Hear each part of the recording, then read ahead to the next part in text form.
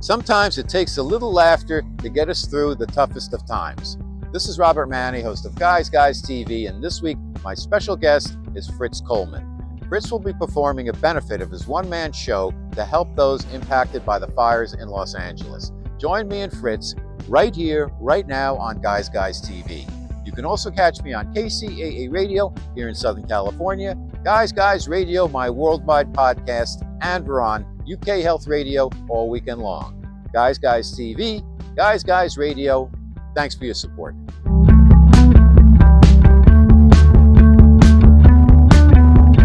Okay, Guys Radio, it is the interview portion of our show, and I'm delighted to welcome back Fritz Coleman. Let me tell you a little bit about Fritz. He's an actor, comedian, writer. He was a weatherman on NBC in California for many, many years. He's got monthly engagements at the Monroe Forum in North Hollywood, and they've consistently been selling out, and his run at the intimate venue is extending into 2025. Fritz's unassisted residency at the El Portal is the longest running attraction, and tickets to the show are available, and he's going to do a special show for the fires, and we're going to get into that in a moment. But Fritz has accrued a base of devoted fans throughout Southern California for his four-decade career, Emmy Award winner as a weatherman and newscaster for NBC, as I mentioned, and his designation as the honorary mayor of Toluca Lake. But he also has careers as an actor, writer, comedian. He's done solo comedy shows before The Reception, It's Me, Dad, and his newest show is called Unassisted Residency, and it gives Fritz a platform to talk about topics which emerge from his current perspective, that of a still vital 70-something. So welcome to the show. Welcome back, Fritz Coleman, to Guys Happy to Radio. Be here, Robert. Always a pleasure to talk to you, my friend. Thank you for inviting me back. So we're both in Southern California. So let's start because it is the topic. It's the elephant in the room beyond. So you're in Toluca Lake. Where exactly is that, and are you safe? Toluca Lake is in the San Fernando Valley between North Hollywood and Burbank.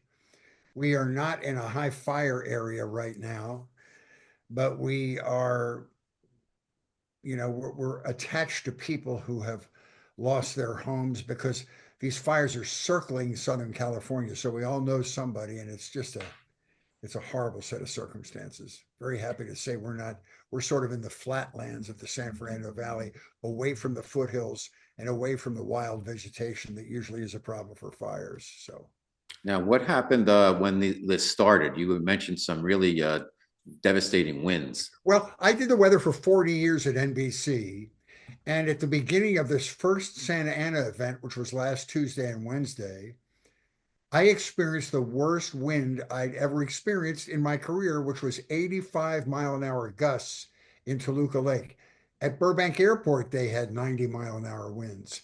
Up in the Santa Clarita Valley, where my son lives, adjacent to Magic Mountain, they had 100-mile-an-hour gusts. So it's just, as we've done so many times this year, it's record-breaking, precedent-setting weather experiences. Really quite scary. Now, as a weatherman, what did you make of all of this as you saw this situation kind of unfolding? There was some warnings a few days before, and then kind of the worst-case scenario developed. What was your take on it as a weatherman? Well, I have to go back to the ongoing argument I've been making. If you need any evidence of climate change, you just need to look around you.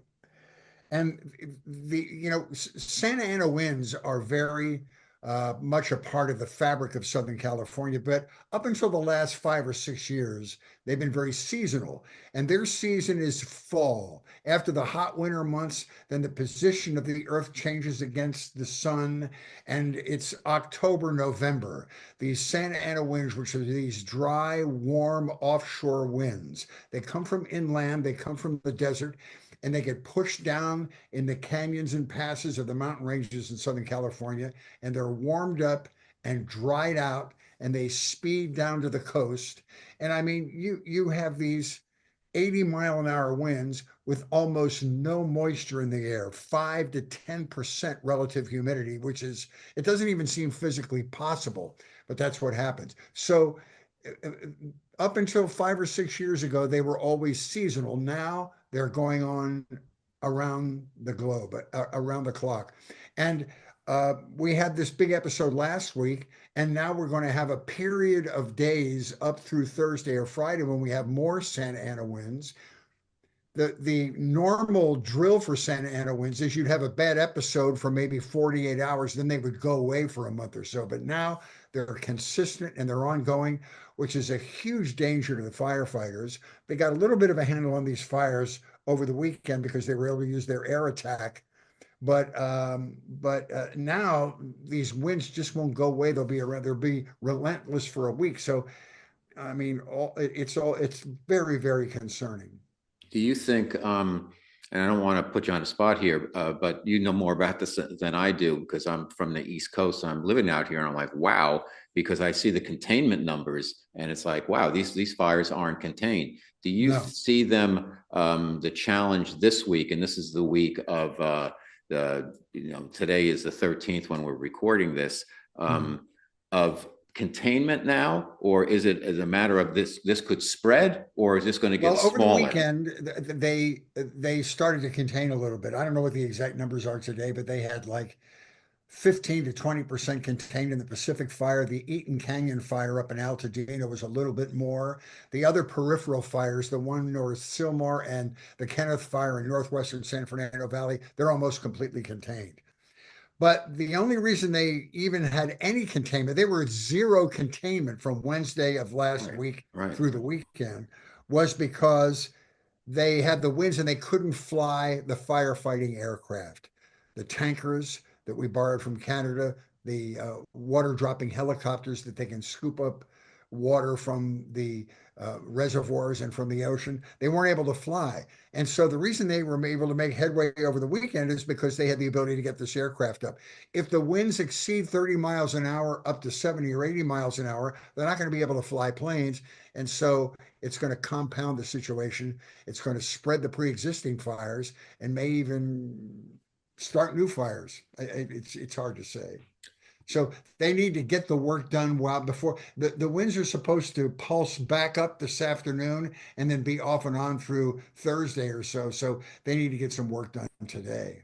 Wow. And not to get into finger pointing and politics and all of that, because it's really not the time for it. But do you think in terms of, people on the outside look in it and they say, oh, we hear like the water wasn't sent to Southern California and, the mayor's away and the Well, planning wasn't in place and all of that. And it it seems to always fall on happens. political lines. Yeah, And it always happens in a natural disaster where there's finger pointing. Remember the hurricane down in the southeast? It was said that FEMA didn't have Katrina, enough money and FEMA wasn't where it had oh, to be, and it oh, turned out to be nonsense. It's a really bad time to finger point. If there's finger pointing to be done, if there are mistakes that are going to be learned, it should be after people are done watching their homes burn and their and the peak of the emergency has already happened. I'll tell you what really breaks my heart. I see lots of news excuse me. outlets uh, placing blame on Governor Newsom and placing blame on local municipalities that there's not enough water. Listen, this is an unprecedented event. This may go down before it's over as the greatest natural disaster in the history of the United States, certainly in the state of California. So you can't prepare for something like that all the time. There will be glitches in the system. We have 5 to 10 million people living in the southwestern part of the United States.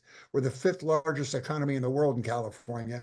Things are going to happen when they get to this magnitude, and not everything is going to be perfect. But I really resent it, especially some of the other news outlets that are casting aspersions and placing blame and pointing fingers. And somebody on one of the news stations said the United States government should take over running California to make sure this thing is recovered from properly. That's just awful. Well, nobody deals with fire emergencies better than the state of California. We've been doing it for years. This is just something that couldn't be prepared for because it's the greatest event in our history. So give us a chance to recover from it before you start placing blame. And you don't think the budget cuts or any of that thing I is think the budget cuts are absolutely a place Mhm. that deserves a little blame. Absolutely. And really, um, it's like city governments all over the United States. Every city government is having money problems. And every city government, although maybe not to the extreme we're having it, has had to cut money for police, for fire, for infrastructure projects. Everybody has these problems because stuff is so expensive. So that will be one area where I think the state of California is going to have to react either with some sort of a bond issue or an increase in taxes. They're going to have to do it because this showed the vulnerabilities of the system in cutting the budget. So you're 100% right there. But as to specific things like where's the water, how come the fire hydrants don't work? Nobody knows that yet. We'll have the answers to that later. Yeah, it's interesting because I think it's a matter, a lot of it with the budgets and all that priorities. I know as a New Yorker, being out here, I see what they're doing, the congestion pricing now, which is wild. Yeah, And well, the subway system, because they've lost ridership, they need to replace their signal system, are ancient, and they're not making enough money.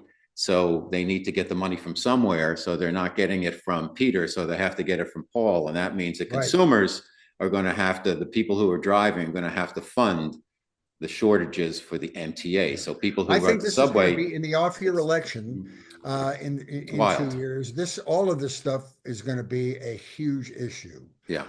Reinstating a heftier budget for the firefighters. I mean, that'll be an easy sell. That's a no-brainer. But you're 100% right. That is a place where fingers can be pointed, and that's city government. But to the other things, the infrastructure issues about how come there's no water in the hydrants, and are we all out of water? We're not all out of water. All the reservoirs in the southern half of the state are full.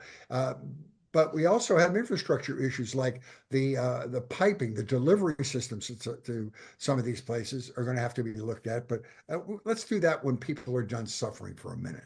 You know. Yeah, I agree. So let's talk about your show. You have a special show coming up with the proceeds going to help Yes. folks out here. Tell us about that. We do our show. We do our monthly show at the El Portal Theater in North Hollywood, and we work at the little theater inside the smaller theater called the Marilyn Monroe Forum. And we've been doing it every month for a year, and we've sold out every show. We were off for December because they had another Christmas-oriented show in there. We're back January 26th, and we've decided to donate all of the profits from that show to the Wildfire Recovery Fund, which is part of the community fund here in Southern California, which will help people who are in desperate need of help after this fire. Because, as you know, the insurance system is being overtaxed in California, and has been even before this fire. The fires in the northern part of the state had some of the insurance companies unable to write new policies and having not honor their policies to some people. This is going to make it even worse.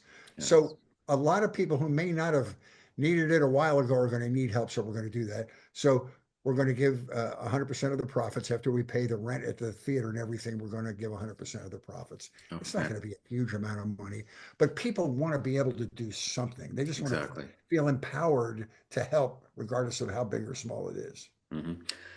Okay, so my special guest today on Guys Radio is the amazing Fritz Coleman. He also is on Media Path podcast with his partner Louise Palanker, and they've been doing that for a number of years. I was a guest and on their show, and they've been a guest on my show. So tell us a little bit about this new show, your one-man show, and some of the topics. It's for woke boomers. So you're going to cover things like, let's start with Zoom school. That's the podcast. You know, my stage show is completely different than the podcast. The podcast is, we just like to have conversations about things that are in the current zeitgeist. You know, for instance, I'll tell you who we had last week. We had Linda Blair from The Exorcist. Sure. Everybody thinks she was an actor. She's also a really active animal activist and animal advocate. And she does stuff to rescue dogs and has a huge facility here in Southern California. So we talked about that. Many people wonder what she did since she became the scariest person in any movie ever, The Exorcist. But we had Robert Hilburn on the week before that. Robert wrote, he was an awarded rock critic for the LA Times for 40 years. He was the guy that launched Elton John because of the review he did after Elton John's iconic Troubadour performance when he Hmm. first came to Right. America. He also helped to launch Bruce Springsteen's career with a series. So he was a noted guy and he had a book. So whatever's going on in the current zeitgeist, we like to talk about, and it's just a conversation. We'll have political guests on of either stripe, and it's fun. We have a great time. Okay, so the show, what are the topics? What's your show focused on? The new Okay, one man show. Unassisted Living is the name of my stage show, and it's just me for an hour and a half or so talking about the frustrations and the joys and the foibles of people of a certain age. I do this thing that I've been doing for about 30 years of my career, which is what I call a single topic monologue, where I take a topic and then I write a whole show about it. My first one was about parenthood. Then I did one about divorce. Then I did one about the news. Then I did the first one about being old, which is just discovering, oh my God, I'm old. That was called Defying Gravity. And this one, my current one, is about just the all the common aspects of the aging process. And I think people will like this. First of all, there are no politics involved. Um, you're not assaulted by a lot of bad language or anything. And I think comedians at this point in our history, Bob, have a real responsibility, and that is just to take people out of their heads, make them forget the darkness of the world today, and have a laugh for an hour and a half. And we do that by just reflecting on common experiences, and so we have a lot of fun doing it. So getting old. Tell us what do you consider yourself old? What Yes, is I do. old? I'm And 76 years old. I feel like I'm 45 years old, and it's astonishing to me how quickly the whole process happens. So during this, we talk about having grandchildren. We talk about surviving, being a babysitter for your grandchildren during the pandemic. We talk about uh, um, the medications. We talk about going to the doctor, all the common experiences in getting old. Everybody does it. And the laughs that come in this show are laughs of familiarity because they're saying, yes, I know exactly what you're talking about. I have well, pictures to let's prove. do a little bit now. I mean, I'm going for a colonoscopy next week. I've done one a couple, years ago, but have you had that fun I've had experience? several colonoscopies. I have the colonoscopy gold card. Colonoscopies are very interesting. If you've never had one before, you're very afraid.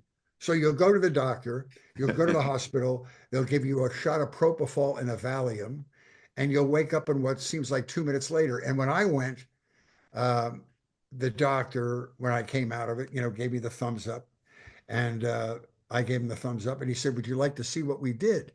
And before I had a chance to say absolutely not, he's showing me a video of my colonoscopy.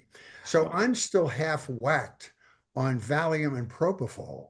So to me, this video looked like an underwater camera going through a shipwreck on the Discovery Channel.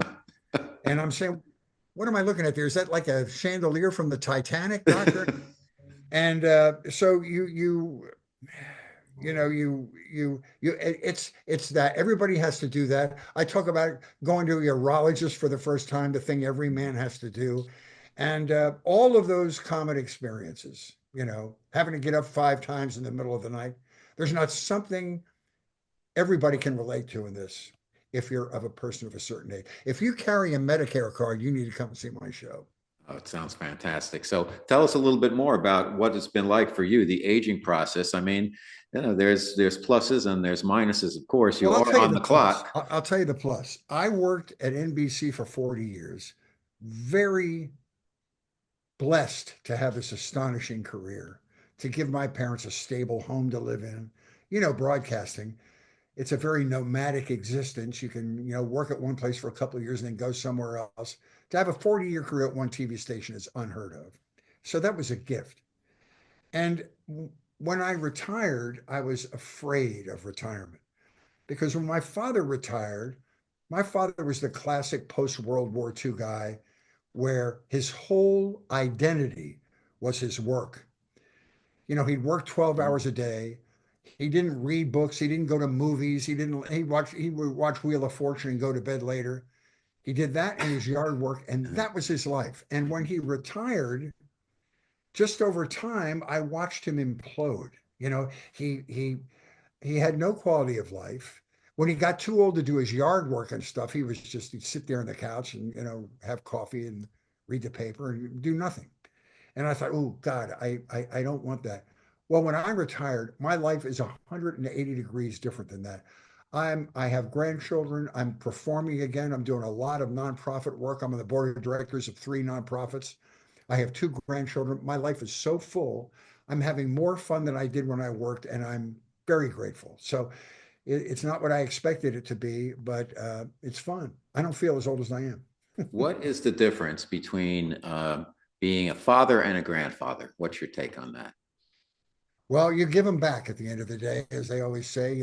It's not your responsibility. The thing personally that I found good is that you don't take it as seriously as you did when you were a father. You're afraid to make mistakes. I have 3 kids. You're afraid to make mistakes, and you're afraid, oh, am I doing the right thing? And then you become a grandfather, and you realize only 50% of it matters. Just relax, love this child.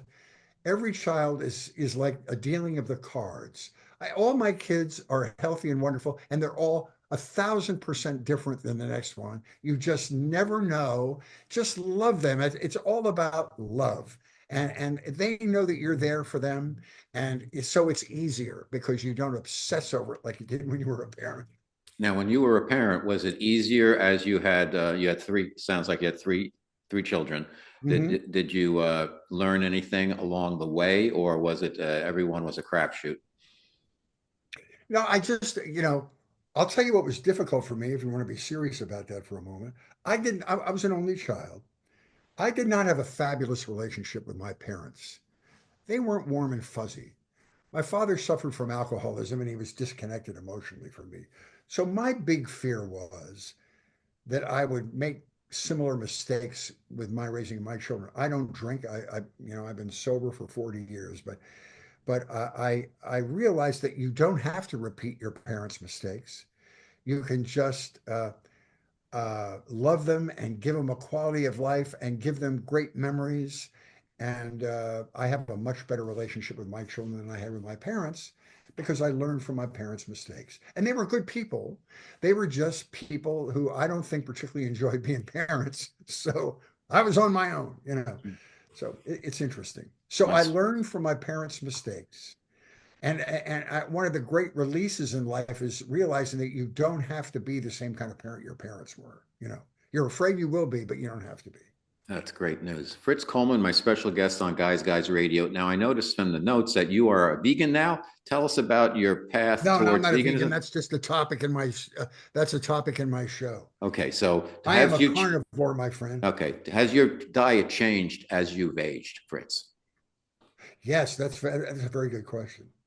How it's changed is I eat less than I used to. I eat less, but my belly gets bigger. I don't know how that happens. It's your metabolism slowing down, so you can eat less. And I exercise. I ride a stationary bike every day, but I still swell up in spots. I wish I could fight that better. But my diet is better. I eat less, and you do everything less. Moderation is the key to everything. And I've always had a cholesterol problem, so I have to watch what I watch and watch what I eat. So initially, when you going back, how did you get into broadcasting? Why did you choose broadcasting, and how did you get into weather? It was all a grand accident. I uh, I went to college at Temple University in Philadelphia in what they called the RTF department, radio, television, and film, where anybody that wanted to be in the media went to this department. And then I went in the Navy for 4 years, and I worked for Armed Forces Radio and Television. And I was stationed on a ship on an aircraft carrier in Norfolk, Virginia. And on that ship, I did a radio show. I did the TV news and weather. And so the Navy introduced me to my career in broadcasting. And the beautiful thing about that was I had no experience when I started this in the Navy, But in the Navy, regardless of how badly you suck, you never get fired. You just keep doing the job. And it's a great release to know that you're not getting fired from your first job. So the Navy taught me everything. So when I got out of the Navy, I went into radio for 15 years. And while I was in radio, I started stand-up comedy. I was the host in a jazz club in Buffalo, New York. And part of my responsibilities as a host was to just keep the audience entertained between acts and everything. And I began to write an act for myself, and I got fairly proficient at it. And then I got smitten with doing the stand up, and I came out here in 1980 to pursue a career in stand up comedy. In those days, whenever you would see a successful comedian on television, they would always say, "I'll be at the Comedy Store this weekend." So I figured you must have to go to the Comedy Store. So I went to the Comedy Store and I spent 2 years doing open mics there and finally made it on. Then in 1982, my friend that was an anchorman at Channel 4 in Los Angeles brought his boss to see me perform at the Comedy Store one Friday night. And after the show, and I talked on stage about my career and doing weather for the Navy, but not knowing anything about it. And after the show was over, I went back to meet this guy's boss, and he said to me, this is a true story. I know it sounds made up, but it's not. He said, would you consider coming to Channel 4 to do some vacation relief weather forecasting? I have a main guy who needs some relief. He hasn't had a vacation in a year. I need some help on weekends. Would you consider doing that? And I said, you did hear me say that I don't know anything about weather. And he said, perfect. There's no weather in California. This will work out great. So I had to audition. The next week I auditioned. I got the weekend utility job. I did that for 2 years. And then I was bumped up to the main weekday weather job when my predecessor left to go to CBS. And I was there 2 weeks shy of my 40th anniversary. So when I tell you I've had an astonishing amount of good luck in my career, it's an understatement. I am so blessed. And the older, that's one thing about getting old, the older I get, the more grateful I become. And I am so grateful. Oh, that's a great story. So when you were an aspiring comic and at the Comedy Store, you must have seen some of the great ones who coming through there back in 1980, right? Mm-hmm. Tell us, could you share some of that? Well, that was the era when that was the place to go. So that was the end of the David Letterman era because he was already on television. But Jay Leno, and Freddie Prinze had passed away. Richard Pryor would prepare for his specials down there. Billy Crystal. The first night I went to the Comedy Store, when I got to town, I was sleeping in a lady's apartment floor. She let me sleep until I found my own place. And I went down to the Comedy Store. I couldn't wait to be there. I'd never been there before. And on stage that night was Gary Shandling preparing for his first Tonight Show, Jimmy J.J. Walker from Good Times, wow, Billy Crystal doing his astonishing 15 minutes about Muhammad Ali, and a very funny comedian who never made a big splash as a comic, but he should have, in my opinion, maybe as funny as Robin Williams, was Charles Fleischer. He was the voice of Roger Rabbit in that movie. And so these are the guys on stage the first time I went there. And it was so intimidating. I thought, oh my God, what made me ever think I could come out here? I have 10 minutes of material and I'm going to compete with these guys. And I thought, well, I'll just stay here till my money runs out and I'll go home and apologize to my parents for having made a bad mistake. And, I'll move back home. But I stayed here and I got a job in radio doing voiceover work. So I was able to pay for my life while I was trying to be a comic. And I've just had a wonderful career around here. Now, as a weatherman, as you mentioned, like there's not a lot of weather in California until recently, but it has been going on. But standard perception of California, Southern California weather would be temperate, nice, pretty much all year round. I noticed when I moved out here 6 years ago that there are seasons, and it's a little more subtle, but there are definitely seasons. It's not the same as being in New York City. You are 100% right. And here's the dilemma for a weatherman in California. Yes, the sun's out, but you have, Los Angeles is called the horizontal city. So within LA County and within, every area from Santa Barbara to the Mexican border, your area included, you have what are called microclimates. You have upper and lower deserts. You have northern and southern mountains. You have coastal and intermediate valleys. You have 9 microclimates. And everybody that lives in one of those microclimates wants to know what the weather is for their area. They don't care Exactly. what it's like in Santa Barbara. Those are rich people. Who cares about Santa Barbara? Please just tell me about the weather in Culver City, because that's where I work. So you have to sort of paint the weather in a broad brush, but be specific enough where you're giving people the information they need to know. So yes, the weather is mild compared to North Dakota, but people still need to know what it is in their specific area. So that's your dilemma. And you have to figure out new ways every day to say morning clouds and fog, hazy afternoon sun. Yeah, And I did that for 40 years. amazing. You know, I noticed we were downtown in San Diego when we moved out here, and then we were there through the pandemic. And then we moved up to North County, and I couldn't Mhm. believe 30 miles, the difference in climate. There Absolutely. is it's much cooler here. Yeah. I wore a jean jacket once in 2 years downtown. San Now it's like every Diego is day. such a beautiful city. Now, for a period of time, like 10 years ago, I did the weather in San Diego too, but I did it from LA. Hmm.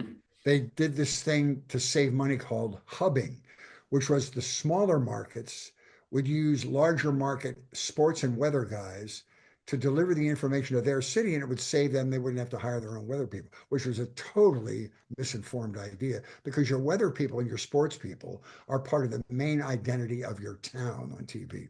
So they built me a little tiny studio, and I did the weather for Channel 7 in San Diego, the NBC affiliate, and did it for a couple of years. But I've never been treated as lovely as I was by the audience. San Diego people are fantastic, and it's a beautiful, beautiful part of the United States. People are very lovely. Now it's getting as expensive as LA down there, Yeah. but it's a beautiful spot. What do you notice? And you've been out here a long time. Mhm. What was when you first moved out here? What did you notice with the first couple of years of the change and this culture and just behavior? I mean, I've noticed that, for instance, coming from New York to San Diego, that everybody in retail experiences, they want you to have a good time. They want you to have a good meal. They want you come into the store. Hello, and people ask you, what are you doing with the rest of your day? Things like that. I was in New That's a York. great I, observation. I, I get in the elevator, people in my building. I always do the rule of three. I'd say hello to them 3 times. If I don't get a response, I figured whatever. But you're not necessarily going to get greeted in New York. And it doesn't mean they're bad people. It's just there's a lot of type A there. Everybody's on a mission. And out here, it's a little That's a bit different, fantastic observation. but They're a little more chill out here, as we say. yeah, but it's a little more surfacey too, I noticed, because Oh in New no, that's York, true. they're going to let you know one way or My the other. comedian friend has a great joke, and people are very superficial in California. My friend says, "I've been in California 10 years. I have friends I haven't even used yet," which is perfect. It's just different because, out here, not in all, jobs and not all air professions, but you're judged for superficial items. How attractive are you, and how much money do Mhm. you have, and all the stuff that doesn't really matter. And what you're learning now, to bring it back to these fires, is that these people are suffering as hard as those of us with a lot less money. And the heartbreak is just as real for them. So it's a great equalizer. So you're right. I agree completely. I came from Philadelphia, which is sort of New York adjacent. I went to Villanova, so. Oh my gosh, I love that place. I used to Mhm. go tobogganing right and back. It's a beautiful campus, Mhm. great basketball team. Um, I came out here, and um, it took me a while to get used to the number of people, and that's one thing that has really gotten worse. It's so crowded out It here, is. and traffic is bad 24 hours a day. One of the bellwether freeways in the United States for bad traffic is the 405, Mhm. which goes from the San Fernando Valley down to Santa Monica. It used to be where you could avoid rush hour and not have the headache of a 405. Now it's bad 24 hours a day. And the only time it was good was during the pandemic. It seemed like the apocalypse because there weren't any cars on the road. But now in the middle of the night, you can have a traffic jam on the 405. So there are too many people out here. Um, uh, it's very expensive to live out here. I mean, it is in your county too, North County. Sure. Very, very expensive to live out here. And there are criticisms that people have. I don't know anything about business per se, but apparently it's gotten business unfriendly over the last 10 years, the taxing, and Hmm. there are a lot of businesses leaving. And so there are things to criticize about it, but it's beautiful weather. And I've been here for 50 years now, longer than I was in Philadelphia, where I was born and raised, and so I feel like a native. I still love it, but it will test your patience. Absolutely. One of the things that the most challenging things I've had to go through coming out here is learning how to keep up the pace with the driving. I don't mean just Oof. on the highway, but just on regular roads all around. People drive, everything's 50 miles an hour and plus, and they'll cut you off from from the right lane, from the left lane, just to get to the traffic light, just to get Yes, to a red light. And you can't take it very personally. rude. You just have to Yeah. keep up with this with Yeah, the it's crowd. more passive aggressive. In New York, if they're mad at you, they honk their horn. Right. You don't Out hear here, that out here. they just cut you off and endanger your life. No, you're right. And people take a lot of this aggression out in their, they call it road rage. People take a lot of their aggression out when they're behind the wheel, which is very dangerous. Now, do you ever get a chance to go back to Philly or the East Coast? I haven't been there in a long time. The last time I went back, my two older sons, which are now in their mid 30s, who are now in their mid 30s, I took back on their fifth grade class trip to Washington, D.C. And Fabulous. I got permission to take them out of the tour at the end because we were close to Philly. And I said, well, I'll take them to the Liberty Bell and Independence Hall, and it'll be a continuation of the historical trip. So we did that. And I got to go back there and show them where I grew up.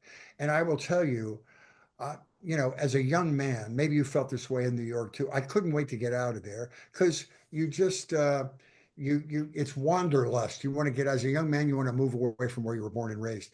But as an adult, and when I became a parent, I realized what a beautiful place I grew up in. It was lovely. It was safe. People didn't Hmm. lock their doors. The school systems were unbelievable. You lived in a rural area, but you were only 30 miles away from a cosmopolitan area, Philadelphia. It was beautiful. I'm sure it's changed, but I have great memories of it.